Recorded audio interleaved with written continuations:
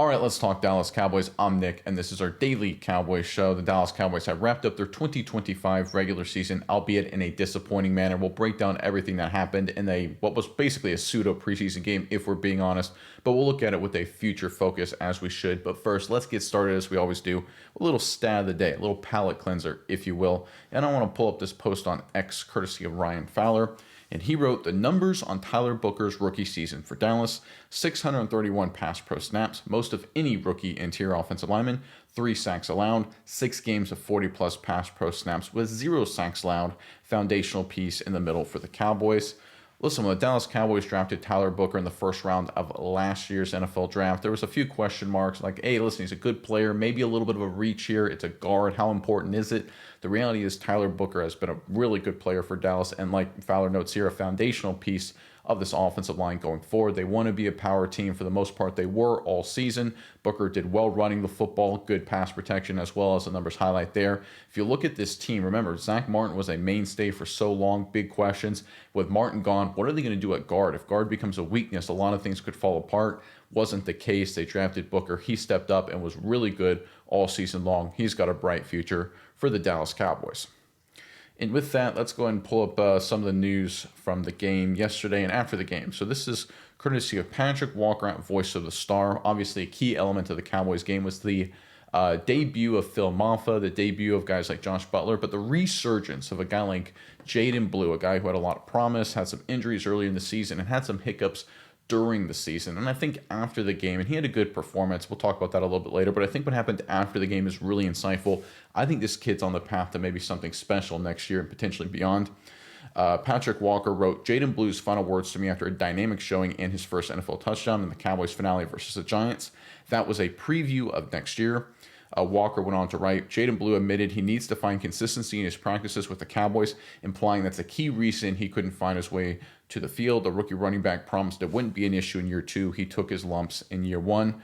Walker would then go on to reiterate later that this was not a question to Blue. Blue brought this up on his own, talking about, listen, I needed to get my practice habit right. I got it figured out. Won't be an issue going forward. If that's the case, and again, at this point, I'm going to take him at his word for a rookie to be, again, we talked about a lot over the past couple weeks, grown up, accountability. Hey, listen, I didn't do my part. I struggled in some things. I got it figured out. Won't happen again. Love to see it. Grown-up mentality. Big part of any successful organization. Big part of any successful football team. If Jaden Blue can, again, handle all the things in terms of practice habits, doing good things Monday through Saturday, pair him with Javonte Williams likely returning. We'll talk about Phil Maffa in a little bit. He had some good moments as well. This running back position, which again, just 1 year ago, again, we talked about right guard with Tyler Booker, with Zach Martin retired. That had huge question marks. Running back position, same thing 1 year ago. Javonte Williams, does he have anything in the tank? Jaden Blue, Phil Maffa, can these guys play? Suddenly I feel really good about not only the right guard position with Booker, but the running back position. Obviously, Williams is a free agent. Hopefully he comes back to the Dallas on a team-friendly discount. He talked about, that money isn't everything. He liked the fit, and hopefully that's the case. But Jaden Blue is definitely a special kind of talent. I think he's a guy that basically was being kept on the sideline because Malik Davis was doing all the little things and was a versatile player. And again, you can only play so many guys with the roster limitations in the NFL. And if he's got his practice habits figured out, this is a guy who will be a dynamic playmaker for the Cowboys for many years to come. All right, this next report or post is something I'm going to start. Instead of just giving general thoughts on games, performances, or big news for the Cowboys, I'm going to try and do some high-level thoughts, 3 things I like, 3 things I did. And I kind of want, maybe some guys in the comment section give me some feedback on this, and maybe, chop it up in terms of what I'm going through here in terms of the last game of the Cowboys regular season. I want to kind of follow this model with breaking things down going forward, just to give some structure instead of, me rambling for 20 minutes on a particular topic. So I had some high-level thoughts from the game. Dallas was clearly treating this like an old-school preseason game, where the starters may play a half, may play into the third quarter, right? But you're featuring different players. You're pretty, vanilla in terms of schemes. You saw that Dallas, again, featured Jaden Blue in the first half, a lot of Phil Maffa in the second half. They were very vanilla with Dak Prescott. They didn't take a single deep shot with either CeeDee Lamb or George Pickens, right? They had one short target to Lamb, a couple short targets to George Pickens. It was not a situation where the Cowboys were running what I would consider their normal offense. It was basically run the football, easy play action throw with Prescott, very similar with Milton. It was very vanilla, felt like a preseason game. On defense, they rotated in defensive backs like crazy. Butler got a lot of playing time. You look at, of course, Ballantyne got a lot of playing time as well. So they got a lot of guys in there to get different opportunities for players to play. Obviously, being an NFL regular season game, you can't rotate in as many people as you do a normal preseason game. But the reality is that was the Cowboys' focus. It was clear and obvious. The Giants took a different track. Of course, they were actively playing to win. They ran a bunch of trick plays, a lot of misdirection concepts, and I'm not blaming them for it. It just speaks to the two different approaches. One thing that stuck out to me was when Joe Milton got into the game, and this is sort of a preseason hack that I see preseason defenses do when there's a shift change. Because at that moment, the Cowboys said, okay, we're done with Prescott, Lamb, and Pickens. We're sitting them down after a half. At that point, the game was over, right? It was in terms of what the Cowboys trying to win. All right, listen, it's a one-score game at the half. We're getting the ball. Anything can happen. The Cowboys like, we don't care. We're done. We got everything we wanted to see. So they throw in Joe Milton, an entire new receiver group, Still got a rookie running back in Jaden Blue. So what do the Giants do? All-out blitzes off the edge, right? And that's what sometimes happens in the preseason when you get a shift change. Defenses just go hyper-aggressive because you've got, you would never do that to the starter with a veteran quarterback and veteran receivers because they would pick that apart very easily. But anytime you're going to shift change, it's usually a very simple, basic call. I'm like, okay, kudos to you, New York. I get it. No, I'm not blaming you at all, but it's sort of like it sort of defeats the purpose if you're trying to evaluate players, and that was kind of a wasted drive from Dallas's perspective. But overall, the theme was clear. Dallas was treating this like an old school, preseason game from 15, 20 years ago. They pulled Prescott, Lamb, and Pickens in a one-score game, getting the football back. Even when Prescott was playing, they had more design runs when Prescott played in the first half than design dropbacks, right? Now, that's not unusual for Dallas. They want to be pretty balanced, but still, considering, the Cowboys want to be an explosive offense, this was a team that was coming into the game with one purpose offensively, and that was to really just give their young backs, Jaden Blue and Phil Maffa, a lot of opportunities, a lot of playing time, and they did that, and we saw that, which I think there's a lot of good with that. I'm done talking about the shoddy culture until the dumb penalties go away. This is one of the things that frustrated me. I was very frustrated. The defensive performance and the disaster, as it continues to be, was very frustrating. My wife got kind of mad at me, as deservedly so, because I was too frustrated. But I was with the dumb football and the dumb penalties. And she's like, "Why do you care? It's a meaningless game." And I said, "This is just dumb football. It's just bad football." And listen, I understand Shawnee's done some good things in the locker room and energetic and a shot in the arm. And obviously, from an OC offensive play caller's perspective, he's been really good. But I'm done talking about the culture in terms of how I grade him. We'll report on what other people say, of course. But until the dumb penalties and dumb football goes away, I'm done with that, right? You got to play smart football. Now, I will throw this caveat in there. You could be dealing with a bunch of desperate guys because the defense is so bad. Kenneth Murray with a dumb penalty. Why are you doing that? I think he's just frustrated, desperate. Quinnen Williams, Oso Digisua, Solomon Thomas, those two guys jumping off sides. Like, why are we doing this dumb stuff? Kalen Carson with the stupid pass interference. It just seemed constant where it's just dumb penalties, dumb football. It wasn't just today, but it sort of was a culmination of the entire season. Daryl Johnson talked about during the broadcast where it's like, listen, it's just dumb football. They're just shooting themselves in the foot. And I agree. And that's part of the things right now where I'm just out on the shoddy culture in terms of, hey, look how great it is until the dumb penalties stop. Okay, yeah, the energy and steadying the ship, that's good. But listen, I'm not going to give it an A+ grade in terms of culture. Obviously with a losing season, it's hard to do that anyway. But the reality is with these dumb penalties, if your culture leads to dumb penalties and dumb football, how good can it really be? So I'm out right now on Shawnee's culture argument. I'm not saying it's a bad culture. I'm not saying what he's doing is bad, but I'm not going to champion it until we actually see some improvement when it comes to dumb football. And my third high-level thought, Dallas' interior D-line absolutely obliterated the Giants' interior O-line. We all know it, but better edge and linebacker play in this defense could be better. Yeah, watching the game, they got a lot of tackles for losses. They got a lot of pressures. They got a lot of quarterback hits. If you look at even the big plays the Giants got offensively, whether it was running the football, was bouncing it outside, beating linebackers and corners. It was, scramble opportunities for the quarterback. It was quarterback getting hit, throwing up just a terrible throw and got bailed out by a pass interference. Right, there were a lot of plays like that. And there were some good throws from Dart, too. He had some good plays, too. But for the most part, the Cowboys got pressure all day long from the interior, and obviously Jaden Clowney did some good things too. So I think if you look at the sort of middle out concept, going back to the Tyler Booker that we let off the show with, that's still strong. And so that attack factor for Dallas is there, right? Center, guard on offense, interior D-line on defense. That's all there. That hasn't gone away. That's really important. The problem is everywhere else, specifically linebacker and really defensive end depth, is just so bad that it makes it really hard. Now, obviously, the secondary in this game, listen, they're rotating a lot of guys. It's a completely new group, obviously. I saw a post, or I responded to a post before the game when someone said the Cowboys starting corners for this game are Triqueze Bridges, Kalen Carson, and Reddy Stewart. And I said, if you would have told me that any one of those three guys would have been starting for the Cowboys in July or August, I would have said, what? What? That makes no sense. What, is Bland and Diggs hurt? Is Elam hurt? Is Revel still hurt? Right? That would have been my entire argument. And the reality is, basically, yes. It was such a disaster in the secondary all season long. Coaching plays a role, of course, but it does speak to the Cowboys again. And listen, the Giants shut down players too. Everyone's hurt. A lot of people going into this week were like, if anyone's beat up, we're not going to risk it. And that was sort of the approach for the game. Now, the Cowboys took that a step further to use it as a developmental game, rotating additional pieces in. Like, why was Ballantyne playing more? Why was Butler playing more? Well, because you wanted to evaluate them, which makes sense, obviously.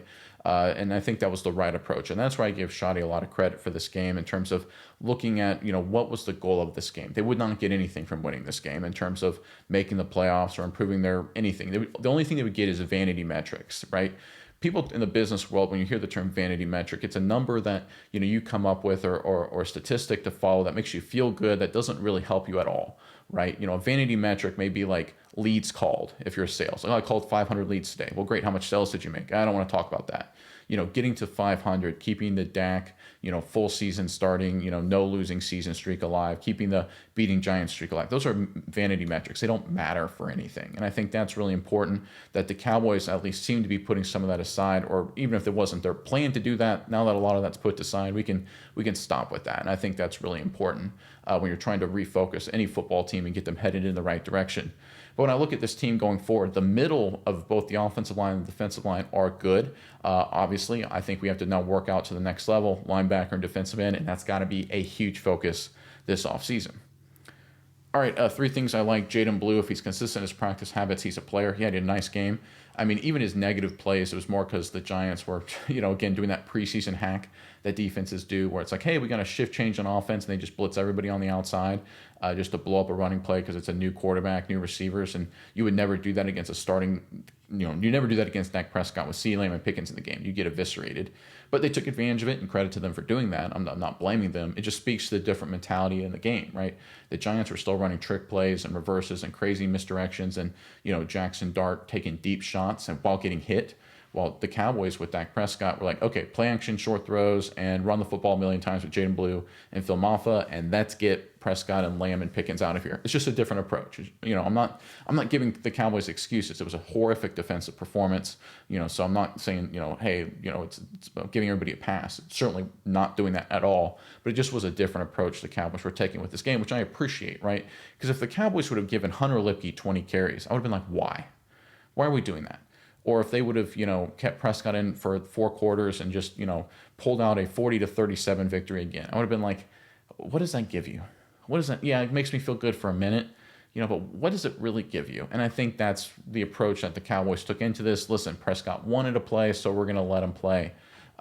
Because we're going to honor him. He has that choice, but we're still going to focus with our strategy and our goal, and that's to evaluate some of these young players. Again, Jaden Blue, Phil Maffa, Brevin Spann-Ford. You look at, of course, the wide receivers in the second half, and then you look at the defensive back rotation, right? They're so beat up at linebacker that really, obviously with Overshown out, you get to evaluate more Shamar James. You get a lot of reps of Logan Wilson. So again, that was their approach the entire game. And listen, I think that was the right approach. As ugly as it still was, that was the right move to make. Another thing I like was Phil Maffa, ran hard, caught a few passes. I like what I saw from those two backs. Again, if they have good offseason, good practice habits, I want to see those two guys. And again, now I feel a little bit better if someone gives Javonte Williams a huge amount of money this offseason, and the Cowboys go into the regular season with Hunter Lipke being the pseudo third down back, and then you've blitz pickup back, for lack of a better word, and then you've got Blue and Maffa. I mean, that doesn't make me feel great, but I want to have Javonte Williams back. But if someone gives Javonte Williams an incredible amount of money, I'm like, okay, I feel okay about this running back room. Another thing I like was Logan Wilson. He still lost a step or two. He's far from a star, but he has triple the IQ, football IQ of a guy like Kenneth Murray. A great open field tackle against Jackson Dart in the red zone. That no pass interference call was the right call to make. He covered that very well. Was diagnosed it well. So I think from in terms of football instincts, this was the best I'd seen Logan Wilson play. I don't know what the guys over at PFF or whatever will say, and I haven't seen every single snap, but I do think obviously whatever a new DC wants at the linebacker position, that plays a huge role. His, potentially freeing up cap space, $7 million approximately by releasing him. There's that option, but I do think he's worth retaining in terms of just having a veteran linebacker, coming back, because you do have a guy in Overshown who do have some injury concerns. Shamar James led the team in tackles, him getting a lot of playing time. Again, not perfect from Shamar James. He's against the run. He's real hot and cold, right? But he's an athletic guy. He flies around. I think as a backup and special teams guy and maybe a developmental guy, he can be something. But they definitely need some veteran depth at linebacker, especially with the Overshown injury concerns. They're going to go linebacker, I think, this offseason anyway. But bringing back Logan Wilson, I think is an option really worth considering. If you would have told me 3 weeks ago, I would have said, move on from him, get the cap space. Now I feel a little bit differently after this last performance. All right, 3 things I didn't like. Kalen Carson, he seems to make nothing but dumb mistakes every game. Had a dumb pass interference. He's just a guy that just seems to really struggle with just disaster plays. Obviously, gave up a huge play against the Minnesota Vikings, where he, got just absolutely scorched on a 3rd down play where he jumped a route where he shouldn't have. Got beat in a very similar situation against Devontae Smith. And it just goes back to my problem is the low IQ giving up the big plays. Kenneth Murray, dumb penalty. Quentin Williams had a dumb penalty. Oso Digizua, dumb penalty. Solomon Thomas, right? A lot of dumb football, a lot of bad, low IQ football. And listen, when you play young guys and new guys, right, first year defense, and you do have a sort of problem that can emerge, and this happens mainly on defenses, where everything is so bad, where people feel like they got to press. Right, you feel like you got to just do everything you can, and I think Quentin Williams actually mentioned this earlier this week, where everyone's trying to press, everyone's trying to figure things out and go beyond themselves, and I think that's been a problem all season long. But you've got to be smarter than that, and that's my problem with Kalen Carson's performance. I came into this game saying this was a big day for Kalen Carson and Triqueze Bridges, Josh Butler, and then Ballantyne got some reps. Didn't really see that coming. I didn't necessarily like that, but I get it. You got to evaluate your roster. I understand why you rotated guys in. But I do think if you look at evaluating the cornerback position, I don't feel great about Kalen Carson going forward. He just, every game, dumb play leads to a 50-yard play. You can't have that, right? It's one thing to give up a few completions. It's one thing to, maybe not be great in run support or things like that. But to have a just dumb play, usually in big 3rd down moments, surrendering a huge completion or a huge penalty, that can't happen consistently. That's something that needs to be corrected. This next thing I didn't like was Kenneth Murray. What a surprise there. He ended an awful season with dumb mistakes and no impact plays. And this is my problem with Murray.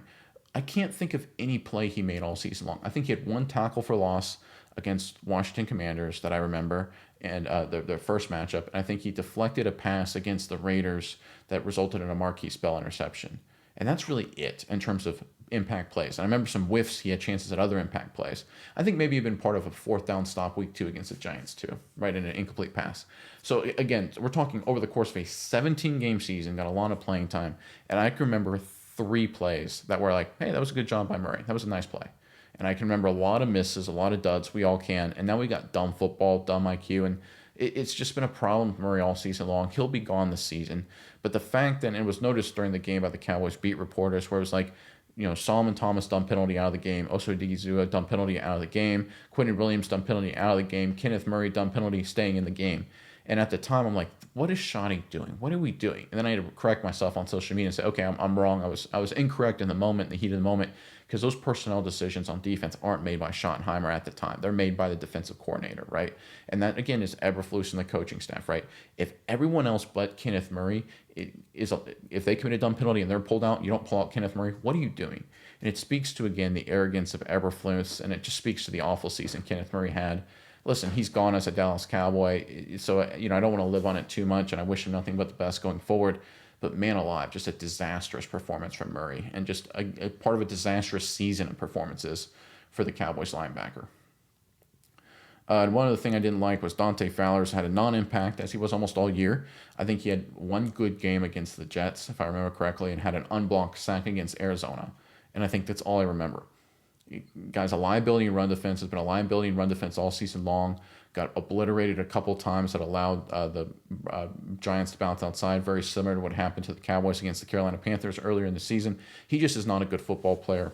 He had moments in 2023 and moments in 2024. He's just fallen off a cliff. It's just one of those things where he's just not worth bringing back at all. It's disappointing to see. I'm not rooting against him, but man alive, he was awful against the Giants. All right, this next report is courtesy of Nick Harris, talking about decisions to be made. It's going to be a lot of rumors and speculation over the coming days and weeks, of course. Cowboys head coach Brian Schottenheimer on if there's a timeline to get the big decision made, such as the one on the future of defensive coordinator Matt Eberflus. No, just go through the process. And once you go through the process, you know what you want to do. I don't think we'll rush any of these decisions. You got to go through the process and do the work. It's not easy. It's tedious. We're going to be working just as hard this week and over the next 10 to 12 days to get through all that stuff so we feel good about everything. So a lot of people didn't like this. I actually do really like this. The only time you should immediately fire everybody or fire anyone is if you're cleaning house entirely, right? The Falcons, for example, fire their GM and head coach. Total house cleaning. Okay. That's the only time you should fire everybody because you need time to fill out the entire staff. You need to start from zero, right? You have no scouting department anymore, right? You have no player personnel. You don't have a head coach, right? You need time to figure all that out. And that's not something that can be done in a day. Likewise, with the Dallas Cowboys, it's an opposite situation. You don't need a clean house, right? Offense is fine. Shoddy's fine. We know Jerry Jones isn't firing himself or anybody in the front office. So, okay, they're not going to just wholesale clean house there. It's just a fact, not going to happen. So let's go through the process here. Let's do end-of-year player interviews, exit interviews. Let's do end-of-year coach interviews. As a college player, we ended every season, and it's a very similar process in the National Football League where you met with the head coach and kind of 30, 45 minutes, just walk through a few things. He would talk about what you did, what the team did, get your thoughts on a few things. And I remember that was so very interesting to me that my head coach, who interestingly enough was a position coach with the Detroit Lions way back in the day, he would ask sort of questions. He was evaluating me and stuff like that, but that was something I'd have with my end-of-year position coach. But when I met with the head coach, it was more just picking thoughts and opinions on different things that the team was doing, little things here and there. And that's an important process, right? Every team does it. Every coach has to do it. Every head coach needs to do it. And I understand everybody wants Eberflus gone right away and say, oh, you need to get interviewing candidates right now. And I understand there's some interesting guys out there. Ulbrich from the Atlanta Falcons is likely available. He could be an interesting name. Potentially Schwartz with the Cleveland Browns. But here's the thing. Go through the process. Right? Don't rush anything. One of the things we're so critical of when it comes to the Dallas Cowboys correctly is that they don't take a serious process, a serious approach with all of these moves, right? They didn't do it with Eberflus, for example. They took kind of a different, weird, funky approach. Didn't work at all. You can make an argument they didn't do that with Shoddy either. Now, whether that works or not, that's up in the air. Offensively good, defensively not so good. Overall, teams are losing teams, so you don't love that. But the reality is the Cowboys, at least with Schottenheimer, are trying to follow at least a standardized process to go through things. I think that's the right approach to take. I know everyone's like, no, do it now, do it now, do it now. Listen, here's the one problem with that.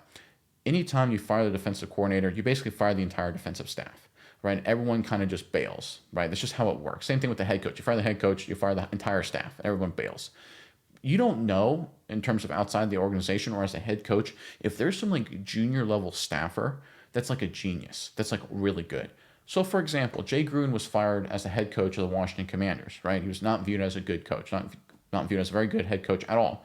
Got them to the playoffs one time, but was a lot of losing. Do you guys remember who was on those staffs? We're talking about 3 future head coaches, at least off the top of my head. Sean McVay, Matt LaFleur, and of course, Kyle Shanahan. Now, I'm not saying there's anybody like that lurking behind Eberflus, but you need to do your due diligence to make sure that's not the case. You need to make sure there's not some genius young junior staffer that's been shut down by Eberflus and not trusted. For example, and this is where Shoddy takes the process correctly, Schottenheimer wanted to at least reportedly modernize the Cowboys offense a little bit in 23 and 24. Mike McCarthy didn't want to do it. He wanted to keep doing it his way.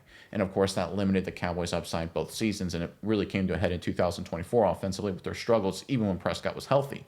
The reality is, Schottenheimer, because he was an assistant that was kind of buried behind a overbearing play caller, he knows that there's probably, or at least potentially, 1 or 2 smart junior guys that have some good ideas that's been buried behind Matt Eberflus. That may not be the case, but you don't know that for certain. You got to go through the process to make sure you don't have the next Sean McVay, the next Kyle Shanahan, the next Matt LaFleur hanging out on your coaching staff hidden behind a mediocre coach, the way those guys were under Jay Gruden, and that is really, really important. Do I think that's the case? No, but you've got to go through the process, because if you let a great coach go just because you want to be first out firing your defensive coordinator, that's bad. And I really like how Shoddy is actually going through the process here. And this goes back to another point I want to make about Shoddy. I think the culture thing I said I'm out on. I think as an offensive play caller guy, he's been really good. I think when you look at what he does in terms of head coach, like baseline head coach operational stuff, he's solid. And I think that's the biggest difference between what we saw in Jason Garrett, in some ways Mike McCarthy, but certainly Garrett, where there was a lot of like, what are we doing? This is a bad process. This doesn't make sense. There doesn't seem to be a plan. Mike McCarthy had a plan. It was kind of like an outdated one. I think Shawnee's taking the right approach in a lot of these situations. Now, will it work out well in the end? I don't know. This team's a losing team. It's a bad football team, right? They're losing record. So far you are, to quote Shoddy, you are what your scorecard says you are, right? Losing team. You are what your record are. You are what your record is, to quote Bill Parcells. But I do appreciate he's going through a process, because guess what? There's no point in winning the headlines. Yeah, they could have fired Matt Eberflus, and they may do it today and make me look like an idiot, but I don't think you fire people right out the gate, unless you're cleaning house completely. And even then, right, I don't like it, right? You want to go through a real evaluation process. Remember, the Falcons fired their two guys, general manager and head coach. They hired a consulting firm like a month ago to do like their entire scrub of their organization, right? So they've been kind of going through this already for like a month. I don't think the Cowboys have done that yet. There's no reports that they have, which means you need to go through the process. All right, this next report is courtesy of Joseph Hoyt. Cowboys quarterback Dak Prescott reiterated a frustrating element of the season after the loss to the Giants. One of the first seasons I can't necessarily correlate my play to the wins or losses. Prescott said they're one of the NFL's best offenses, and they scored a lot. Yeah, the Cowboys defensively were one of the, in terms of just total raw points, I think the sixth worst points allowed defense in NFL history. And in terms of points per game, I think they're in the top 15, top 20 of all time, depending on when you start the era. So this is one of the worst defenses in NFL history on a points allowed basis. On a yardage basis, they actually weren't, they were horrifically bad. But I think actually the 2020 Cowboys and the 2013 Cowboys actually surrendered more yards on a per game basis than the 2025 Cowboys. But again, that's not saying much. So again, this was a terrible defensive team, no matter how you slice it. They didn't get any turnovers over the course of the season. I think Prescott played well. I think the offense played well. And I understand his frustration. He's like, listen, I played good ball. And he did. I know people look at this loss from the New York Giants. But again, if you go back to week 2, the Cowboys trailed at half 13-10 to Russell Wilson and the Giants. They trailed at half 16-10 to this Giants team in the season finale. Very similar situation. And Dak Prescott and the offense pulled them out with an overtime victory, 40-37 week 2, by sitting, again, Lamb, Pickens, and Prescott. They basically said that's not going to happen this week. Because if you look at the final score, 34 points for the Giants after 37 in regulation in week 2. I mean, it's a similar kind of game. It's a similar kind of defense. The borderline consistency that this defense has is bonkers to me, considering how horrifically bad they are. They're like so consistently bad. It's unbelievable. But the reality is that's been Prescott the entire season. It's been bailing them out. If you look at this season, it could have really gone off the rails if it weren't for, again, the shoddy Adams Prescott in terms of offense. Remember, they've had some injuries, they've had some bumps. Every team has, but it's been far from smooth sailing offensively. But they could have easily lost to the Giants week 2. They could have lost to the Packers, right? You can look at other games where the offense kept a minute. They were going to get smacked by Carolina if it weren't for Prescott and Pickens just doing some amazing things. Listen, even against the Commanders, where they beat them to get to 500 before the Broncos game, the Commanders moved the football, right? The Commanders scored 22 points on them. And, it's one of those things. If you don't drop a 40-burger, that game could have been interesting down the stretch. So, again, this is one of those things where the Cowboys offense really pulled them out of a lot of tough situations, even against the Chiefs. Chiefs scored 28 points, right? You think if the offense obviously has to score more than 28, but they iced that game. So, again, look at even the Commanders win on Christmas Day. So this is a season where Dak Prescott and the offense every single win, they had to play well. There's been a lot of games, as it is with normally any team, where you win because your defense gave you a chance, right? Or your defense made some big plays, or you kept the score down. In 2024, Dallas won 2 games where they scored 20 points, right? That was against the against the Giants. They did that in 2023 when they scored only 20. That was against the Giants. That was against the Steelers. And technically, there was another game they won where they only scored 20 points. Really, there's actually 2 more, for being honest. They scored 2 special teams touchdowns against Washington and a defensive touchdown against New York Giants on Thanksgiving. So they won, again, if you look at their wins, 4 of their wins were against games where they scored 20 or fewer points offensively. Or I guess technically right at 20 points offensively. So again, you look at, that's normal stuff. That's normally how it happens. If you look at this season, there wasn't a single game except for the Raiders where if they didn't score at least 20 points, they would lose every single game. Like, it's absolutely bonkers to think about that for a second, right? They had to score more than 21 points in every single game. If they had scored exactly 20 points the entire season, which isn't great for every single game, they would have won one game, which can't happen, guys. It just can't happen. You can't be that bad defensively, and that's what Dak Prescott's alluding to here. And that's why I think major changes are coming.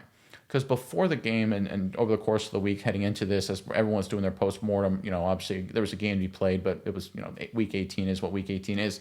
Jerry Jones said, we're building around Dak. That's the whole point. We're trying to build around Dak. That's been our plan. And so far, so good in terms of his performance. And when Dak Prescott says stuff like this, I think Jerry Jones does listen. I do think there's sort of an element of, hey, we've got Prescott playing good. We got to be aggressive.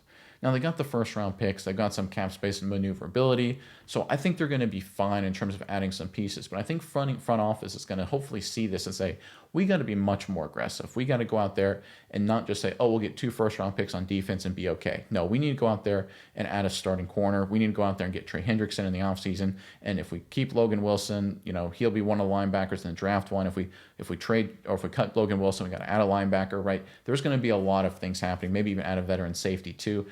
I hope that the front office sees those comments from Dak Prescott and says, listen, he's playing good ball. He works well with Shoddy. This offense is, again, an offense with an identity and a real system behind it. It'll help out Prescott going forward. They can run the football, top 10 running team. This is one of those things where the offensive future is really bright, but can the front office actually step up? And that remains to be seen. All right, this next report, something I noted. I think it was during the game. I forget who said it, but I wrote, a great point was made today that with so much roster volatility that it's really hard to carry momentum over from one season to the next. For example, Arizona beat San Francisco last year 47-24 in the final, right? Kill them, 47-24. While San Francisco had lost their final 4 games. Arizona then won 3 games total this year, and San Francisco is in the playoffs. The most important thing is to have better players and better coaches. So it's sort of a bygone era where it's like we want to go into the offseason with momentum, right? We want to win some games to finish out the season strong. And ironically, it actually doesn't matter about having momentum into the playoffs either. There's been a lot of teams that have gone on championship runs that have lost games going into the postseason. The reality is you need better players and better coaches. And in today's NFL, with all this volatility, all the roster volatility, and there is a ton, the idea of momentum doesn't really matter as much anymore. What's interesting, because when I talk to, and I go through a lot of beat writers and content creators of other NFL teams, because I cover the entire NFL as well as part of our NFL-wide Saturday morning inspection channel. I looked at, for example, the Commanders and the Giants because they won 2 meaningless games where, in Philly's case and in Dallas's case, starters were pulled, or at least, the quarterback and the top receivers were pulled. And the Cowboys and Eagles were both clearly, I don't want to say not trying to win, but, we're not nearly as trying as hard as either Washington or New York. And all the beat reporters and a lot of the content creators are like, I hate this. What does this win get us, right? They both won those games, and they just, how does this help us out, right? We get momentum into the offseason. If you're the Giants, you're going to have an entirely new coaching staff, right? You're going to have a lot of new players. Washington, exactly the same, right, in terms of new players, and there's rumors of big coaching staff changes at the coordinators for Washington.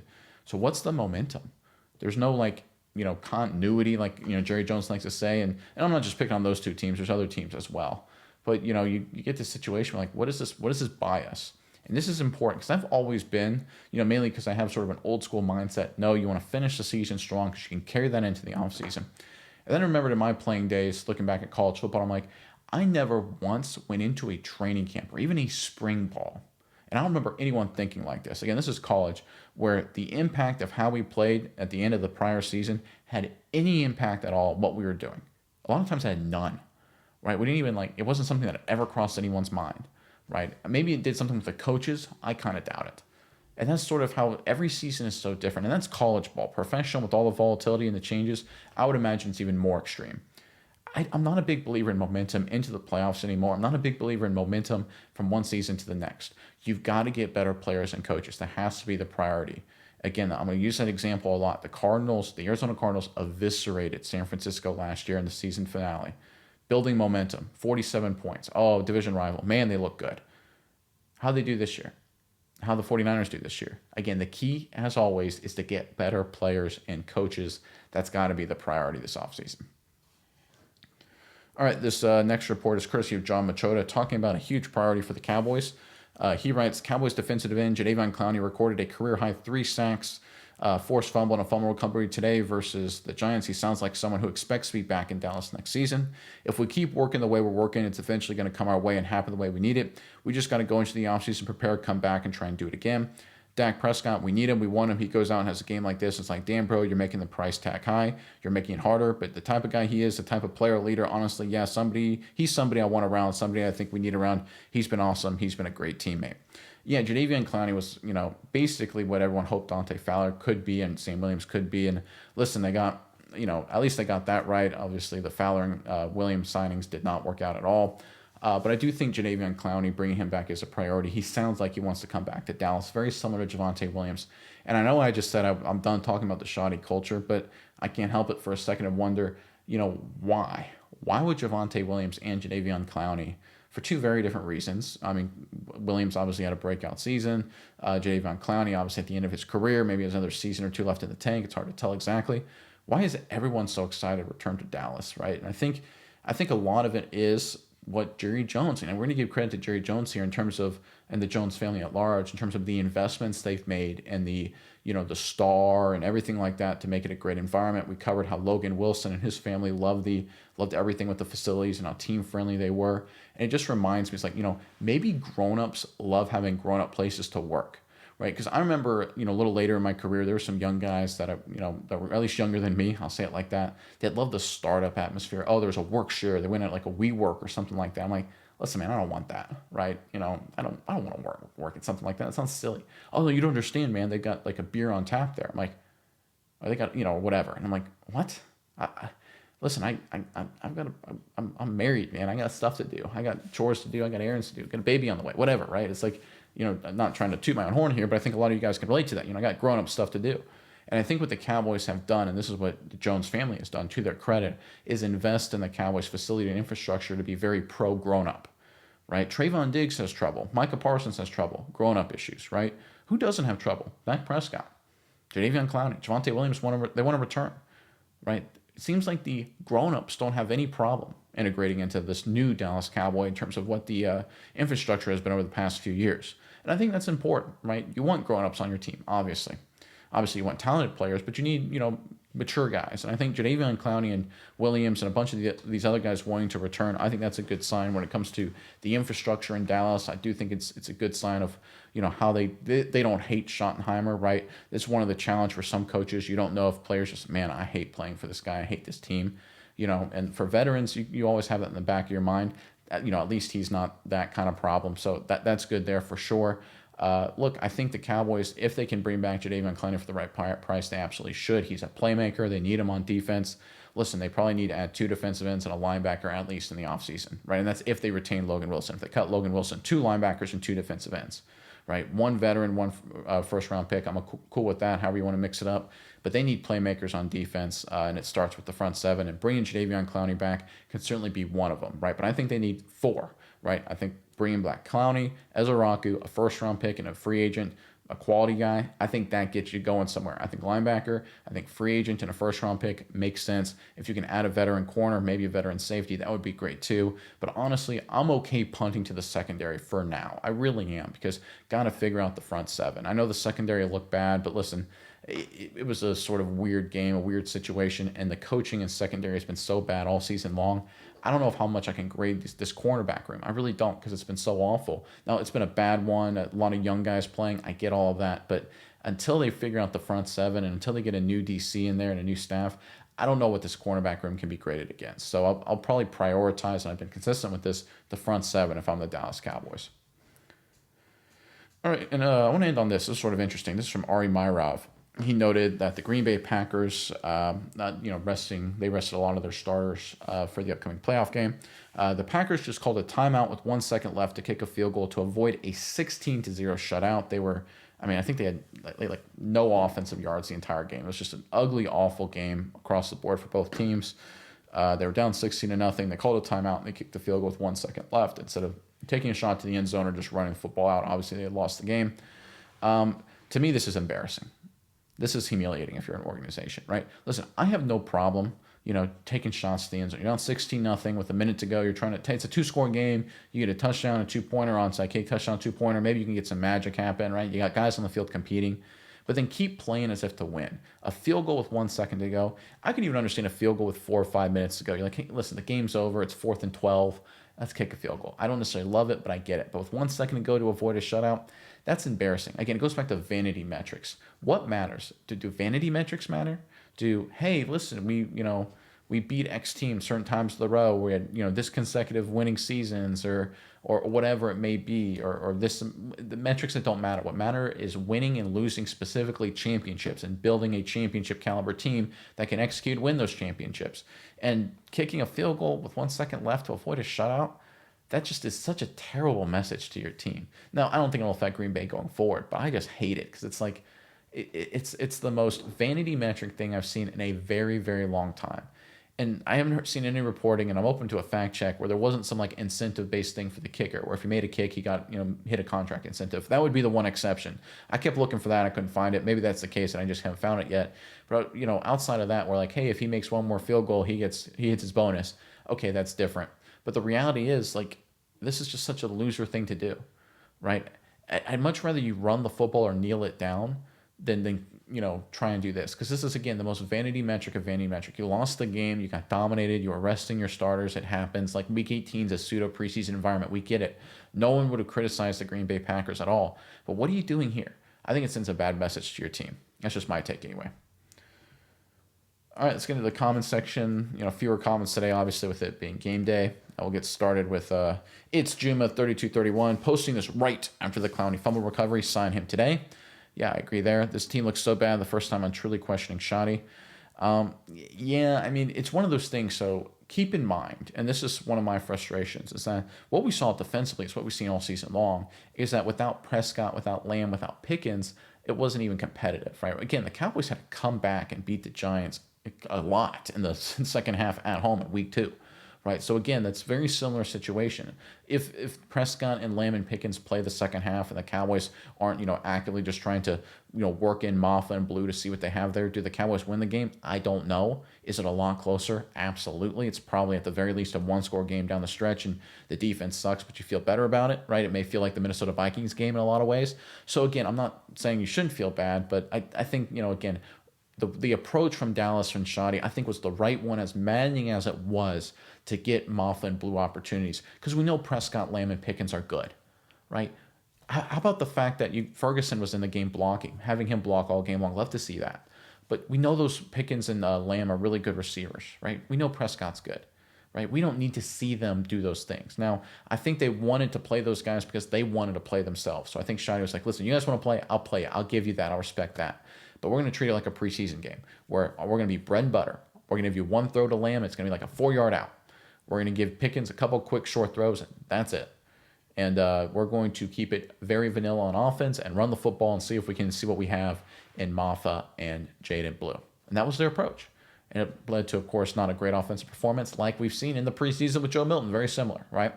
Now, defensively, it was awful. But again, similar-minded approach, right? They rotated a bunch of DBs. They played Josh Butler a ton. They played Ballantyne, right? It was one of those games where, they didn't have as many guys to rotate in as they did offensively. Obviously, they don't have the level of star power where they could sit, a Prescott, Lamb, and Pickens. But I do think they did take a very similar approach. They were, showcasing a lot of different guys, seeing what they had, which was the right move to make. As frustrating, as maddening as it is, because I think on that, for example, 3rd and 11 where Ballantyne misses the tackle and they give up a first down, I think, to me, if that's, obviously he's on IR. If that's Deron Bland, he easily makes that tackle. Or if that's, Shavon Revel and they push him back early, he probably makes that tackle. Or, even if it's, Kalen Carson or Bridges, they probably make that tackle. But they play Ballantyne, who's like their literally final DB off the roster. It literally gave significant reps to 2 IR activations, right? You're talking about Ballantyne and Butler here, because they wanted to give them reps, get them playing time. Just the right move to make in these situations. Now, overall, the defense was dumb football, mistakes across the board, even from the good players. So I'm not excusing the defensive disaster. It was, as it's been all season long, it's been awful defense, no matter who you play, whether it's the Vikings and McCarthy, 34 points, Giants, 34 points, right? Chargers, 34 points. Giants week 2, 37 points. Caleb Williams, 31 points, right? Doesn't really matter, right? It just seems to always, Carolina Panthers, 30 points, right? And then there's a few really bad duds where you get, 44 here, 44 there, and then you get Washington 22 and 23 to make you feel a little bit better about yourself, right? Eagles, bad offense, you get them in the, mid-20s, 21 points and 21 and 24 points respectively. They're so consistent and consistently bad all season long. So I'm not excusing the defense, but I do think it was part of a strategy. One of the reasons why it looks so awful, because the Cowboys, again, were treating it like a preseason game, which was the right move to make. Could they have taken shots and kept Prescott in the game and thrown verticals to Pickens and gotten some big plays and maybe won the game or maybe lost 34-27? Feel a little bit better about yourself? Maybe. But what would that buy you? What would that get you? Dino Lachey, 93-97, writes, Riddick and Orlovsky played in the NFL. Riddick was also a GM. I'm sure they understand football, but Orlovsky will always be known for running out of the back of the end zone, and he was really not a good quarterback. And to be fair, John Madden was one of the greatest to do it because he was a good coach with the Raiders. It came natural to teach the game as a color commentator. We cannot set the bar so high because most nowadays will ever hope to reach John Madden level. That's fair. I just think they were so awful. Right, they were just so, because they know football. I'm not denying that, but I just think they just tried to outsmart everyone and each other. It just became just a bad broadcast. That was my only point there. Dave Irwin writes, your points on John Madden's greatness are spot on. Had to mute the Panthers broadcast because it was insufferable. Yeah, it was bad TV. I think that's the good way to put it. It was just bad TV. Not that the guys didn't know football. It's just bad TV. BMR Collects writes, I absolutely love watching Seattle just totally dominate the 49ers offense. I get so sick of how the media portrays their franchise and even the way they overhype guys like Brock Purdy, who is basically Dak, but the media doesn't treat Dak the same way. Wonder why? Or how guys like George Kittle is so disrespectful toward the Cowboys from the play and the media just shrugs it off. Anyway, in a lost season, I'll pull for teams like Buffalo, Houston, Chicago, or Seattle in the playoffs. Yeah, I mean, San Francisco is so weird to me. And listen, part of it is because Shanahan's a phenomenal coach. He's an outstanding coach. That's undeniable. One of the best coaches in terms of offensive coaches in our era of football. I think that's pretty undeniable. By the way, Washington, again, my point earlier, Washington had him on his staff. They let him go, right? They had all these great coaches on their staff. That's why you do these, do a thorough process to make sure you don't have the Shanahans and McVays and don't let them off the hook, right? That's important. But I do think the 49ers, and listen, they're a good team. They got Hall of Fame players, McCaffrey, Williams, George Kittle, Warner, right? They've got, obviously Fred Warner's hurt, but, they've got some Hall of Famers. They got some great players. But I do think they get extremely overhyped in terms of they let everything off the hook, right? It's just, it's so weird to me. There are some teams where, they just get so much praise and aplomb for every little good thing they do well, and every bad thing gets disregarded. And this had to be reminded to me. Someone pointed this out the other day that when you look at Kyle Shanahan, he's had 4 seasons in his career with 10 or more losses as a head coach, right? 4. That's a lot. And again, this is a guy who hasn't been coaching for 35 years. Now, he's a great coach. I'm not taking anything away from him. But it's like, wow, we just sort of glossed all over that, don't we? Whereas other coaches, not necessarily the Cowboys coaches, but other coaches, right? Raheem Morris just got fired with, 2 9-loss seasons back to back. And I'm not saying Raheem Morris is better than Shanahan, but I'm just saying there's, again, based on how media and how people perceive things, Shanahan gets a pass for all the bad things, whereas other coaches, the moment one thing goes south, they get completely scapegoated. So I agree with your take there. All right, this next comment is from Randy Rock 7716. After watching today's game, I think we need a lot more than just a few pieces. We need to take both first-round picks and trade them and acquire lower first-round picks and add second and third rounders if we get any trading partners. There is a serious lack of talent recognition in our front office, and it's blatantly obvious. If I'm Jerry Jones, I'm spend money on acquiring the best DC available and improve the scouting department. Joe Milton is not the answer, so we need to address that position in the draft. We need to stop getting other teams' cast-offs, Milton, Logan Wilson, Mingo, and acquire draft capital and just keep a few pieces and blow the rest up. We will not win in the Dak era, but can look to build a dynasty team if we acquire a particularly great quarterback like Arch Manning and build around him. I also trade Pickens for a second and third round pick. 2027 will not be our year, but we can be really good if we build correctly these next 2 off seasons. We need tough, smart, high-energy players. I agree with that last sentence, but I disagree with pretty much everything else. Listen, I think Dak is good. You can win a championship with Dak. The Eagles won a championship with Jalen Hurts, right? I mean, let's be honest here. The Eagles didn't win a championship with Nick Foles, right? So we've seen this before where, the Rams got to a Super Bowl with Jared Goff, right? It's you can get there with very good at quarterback. You don't need elite. Elite gets you much, much better, or at least closer, but you can't win a championship. You can win a championship with Dak. Listen, I think, when you look at Milton, he's a developmental guy, right? He was meant to be a developmental guy. Well, they needed a young quarterback to develop. They needed a backup, and I think giving him a lot of opportunities is important, right? He's got the entire offseason. He's going to have all preseason next year, I'm sure. And we'll see what he looks like going forward. And again, he's got the talent. He made some plays. That interception was an awful one. But again, it's hard for these guys to come in and play great. Remember, there are some teams, again, look at the Giants, for example, in this game. It's a great example. The Giants call that game trick plays, misdirections, a lot of zone read stuff for Jackson Dart, a lot of stuff that was very trying to just create opportunities for make things easy for Dart. And while Joe Milton, when he was in the game, there was a lot of zone read stuff too, but a lot of it was sort of base vanilla concepts, right? They weren't really game planning for Milton. And I think that's something important. If Milton ever became a starter, I'm not saying he should or will, but if he does, they would game plan specific stuff for him, and that's where things change. Remember, the Cowboys offense is built for Dak, and they're trying to develop Joe Milton as part of that offense. But if he ever became the starter, they would switch up how they call it. For example, in 2016, going into the season, that was an offense built for Romo, but when Dak became the starter, they changed some things to, sort of align with Dak's talent. So that's something that would happen. That's why I'm not so, if a backup quarterback comes in and he's stylistically different than the starter, you're always going to get funky stuff. And that's just part of it. And that's why I think it's good for Joe Milton to develop, because if he can thrive and succeed in an offense that's not even built for him, imagine what he can do when the offense is. But when you look at the rest of your commentary there, I think, listen, I get the idea of trading for extra draft capital, trading back. But the reality is, I've said this before, you need playmakers. The problem isn't that they're bad in a lot of spots. The problem is they don't have anyone who's great. Right? If you look at the top contending teams, the Rams are awful in the secondary, right? They are absolutely awful in the secondary. You look at, give me a team in the AFC. The Buffalo Bills are bad in the secondary, not good defensively. The receivers are bad, right? You can go across the Eagles, right? They've got issues as well, right? You can go across any team in the NFL. I think the Eagles are a great example. Their secondary has a couple players that are great and a couple that are really, really bad. And the point is, they got two big holes. Should they trade back to get draft picks to fix those two holes? Well, I would argue because they're really good in a couple other spots, like Cooper DeJean, for example, it allows them to work around their weaknesses. And that's the problem with Dallas. They don't have any playmakers to work around, or enough playmakers to work around their deficiencies. I think if they go out and get a couple playmakers, free agency, a couple playmakers in the draft, or hopefully playmakers, then they can solve some of their deficiencies, again, with a smart defensive coach.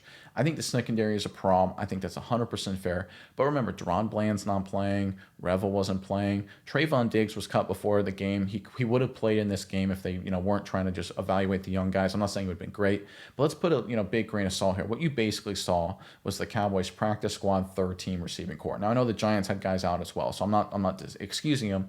But let's not overreact to the players we saw on the field. This was a game for these guys. Hey, Butler, are you worth being on the team next year? Hey, Kalen Carson, should we allow you to compete for a starting job? Tranquise Bridges, what's your role going to be? Right, let's get some stuff on tape here. Obviously, I know some of these guys have played a lot, but giving them those opportunities, specifically Ballantyne and Butler, and then, of course, the young backs, that was really important, right? You need to get things on tape so you can evaluate and make some decisions. I think, again, I'm going to be very consistent with this. Front seven. Attack this offseason. Jared Goldberg, 4904, writes, when Quinn was in Big D, the Cowboys defense survived in takeaways. Yeah. You can survive that way. I mean, the Bears, I think, are top, I think they're first in takeaways, but bottom 5, bottom 6 in total yards given up. And, again, points allowed, they're in a good spot. They're, won their division going to the playoffs. But it can be very flawed when you survive off takeaways, because if you don't get them, as the Cowboys, ran into in the postseason, you will end up in dire straits, right? If you look at their 3 losses with Dan Quinn in the playoffs, I think 1 takeaway combined in those 3 losses, right? And I think they got only 1 against Brady in their 1 win. So 2 takeaways in 3 games in those playoff moments, right? If you live off takeaways in the regular season, you're hoping to get minimum 1 per game, 1 to 2 per game, and really as much as 3. And you go to the playoffs and you don't get them, you can't stop anybody, right? That's why living off takeaways isn't a long-term recipe for success, right? That kind of showed with Washington last year, right? They had a magical run, oh my goodness, the future is really bright. Then they came to this season and takeaways dry up, and suddenly their defense is bottom 5 in football with Dan Quinn, right? And they got veteran guys, Miller, Marshawn Lattimore, right? Wagner, right? They had veteran guys that are coming back, bringing into the fold, right? They're like, okay, we like some of these players. We're a veteran bunch. We got some young guys too. This is going to be a good defense. We're going to create a lot of takeaways, and they didn't. Why? Because takeaways have a random kind of nature to it, and if you don't get them, things can go off the rails very quickly. Little commentary here on X, courtesy of a post from the at ShuckyDuck42 account. So I was critical, like I said, about I'm out on the Shoddy culture in terms of praising it nonstop. I said he said be patient. Shoddy's first time around, not bad. I responded as an OC play caller, he's great, but I'm out on the culture argument until more discipline and smarter play shows up. And then he responded, I respect your thoughts. Room for improvement is there, obviously. Yeah, I think that's the big takeaway. And I kind of clear this up a little bit on social media. I'm out on the culture thing right now. Like you got to clear up the dumb penalties. You got to clear up dumb mistakes. And this was sort of my argument against Mike McCarthy. Although they was great at win maximizing down the stretch, they would still do losing things like dumb football, right? They had Cooper Rush against Carolina, for example, going in to score final minute before half, fumbles the football on an exchange, and then they give up a coverage bust for an easy 80-yard touchdown uncontested. I'm like, that's bad football, right? Against the Washington Commanders, they give up an uncontested 80-yard touchdown with 20 seconds to go. Luckily, the guy misses the extra point. That's bad football. Against those Cincinnati Bengals, right? Amari Oruwariye touches a block punt. Bad football, right? You can find a numerous set of other examples of just dumb, bad football under Mike McCarthy. And we've seen some of that continue. Now, it hasn't been like wide scale in terms of what the heck are we doing, but we have seen it on the defensive side. And that's why, listen, Shoddy is a head coach. He takes responsibility for that culture, right? If you want to be a culture guy and I see things on defense where the culture looks bad, that goes back to you. So I'm out on culture right now when it comes to Shoddy until we see more disciplined football, smarter football, at least on that side of the ball. I think offensively they got it. I think special teams has been kind of iffy, but I think overall it's, they haven't done anything. No one's touched a block punt or anything like that. They haven't done a bunch of stupid, silly fake punts or anything moronic. But we've seen a lot of the moronic on defense. And I think, listen, if you're trying to be the culture guy, which Shoddy is, a lot of that goes back up to you. Not all of it, but a lot of it goes up to you. And I'm going to hold out on praising the culture until we get some evidence that some of that's going to change. All right, that's the comments for today, guys. Obviously, the season is over. It's disappointing. Obviously, anytime you have a losing season, it's disappointing. We'll do some season review stuff over this week, obviously, and kind of break down and kind of talk about what's going on as the Cowboys do their own season review. And obviously, I'll be here every day to bring along the latest Cowboys news and reporting. My first initial thoughts after this game, I was so frustrated. I was very angry. I was upset because it was just a defensive dud. And then, of course, the offense basically, it was a game where they didn't care. They're, like I've talked about a bunch, prioritizing Blue and Maffa, getting Dak and Lamb and Pickens minimal amount of activity, vanilla offense. So again, I'm not too worried about any of that. I do think if you look at defensively, it's been the problem all season long. It's just bad football. And listen, you can sit there and say young secondary, yeah, Overshown's out. I get it, right? You come up with excuses, but it doesn't matter. When Overshown was healthy against Minnesota, 34 points, right? It's Overshown healthy against the Lions, 44 points, right? Quentin Williams played in both those games. So it's one of those things where it's like, listen, injuries are part of the game. It doesn't matter. Healthy, beat up. The Cowboys defense has been just a disaster all season long. And listen, I think a lot of that has to go to coaching. I really do. And I don't know how Eberflus keeps his job. I would be shocked if he did. I think they need to make a change, and I think they need to be aggressive in the offseason. The good news, I think, because their offense is good enough, I think they can make some noise. I really do, because it's not a one-trick pony offense like it was in 2023, where Dak was insane and CeeDee Lamb had an Offensive Player of the Year kind of season, right? It was what we saw this year was, again, a lot of Lamb, a lot of Pickens. Turpin was disappointing. Flanoy's not necessarily a star. Ferguson was up and down. They had a shuffled offensive line all year. Running back changes and shuffling there. Javonte Williams resurgence, right? It was not a year where they had just a magical season for anybody. Like Pickens was great, but even he had his ups and downs. So it's one of those things where it wasn't like just everything broke beautifully and the offense was top five. I think it was one of the, they got no help from the defense with takeaways and they still were able to move the football a lot. I think offensively they're in a good spot. I think defensively they're a total and outright and unmitigated disaster.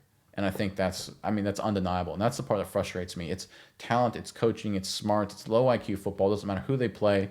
A terrible team, a good team, they're all the same. And that's, again, a huge problem going forward for this Cowboys team. And that's the point I want to make. And this is sort of my final point. A lot of people may not like this. But, again, you are what your record is. And even if you discount this performance, but, the Cowboys right now under Schottenheimer are a losing team. Right? And they got to, and hopefully the front office and Schottenheimer himself treats themselves that way. Say, listen, we are not a good football team. We're a losing football team. Losing teams, right? We're a bottom half team in the National Football League. And hopefully they take that approach this offseason, right? Hopefully they take that approach and say, okay, we got to retool a bunch of stuff. Because they were a losing team last year, right? They finished 7-10 last year. And outside of the George Pickens trade, they didn't make any splash moves. And Pickens' trade at the time wasn't exactly given, big rewards. It was a lot of low risk, high reward kind of move. Obviously, they got the high reward out of it. I think the reality is this team needs to go into the offseason, the front office and the coaching staff, and treat themselves exactly as they are. And that's a losing football team. And I think that's one of the good things. If you want to take a positive out of this year and a positive out of the dud to finish out the year, is that there's no sugarcoating it. They can't sit there and say, well, we actually finished with a winning record, or, oh, we actually were 500, or, oh, my goodness gracious, we, this, that, and the other. There's no positive. When your record is a losing record as an organization, as a coaching staff, and as a front office, there's nothing you can sugarcoat, right? There's nothing you can sit there and say, oh, well, Dak missed time or whatever, right? There's no sugarcoating anything, right? And hopefully that gives them what they need to make enough moves to put this team in a better position going forward. But we'll see. Over the course of the next days, weeks, we will get some updates on the coaching staff. And then before you know it, free agency and the draft will be here. And I will be here every step of the way, of course, starting with tomorrow. But until then, I'm Nick, and this is Saturday Morning Inspection.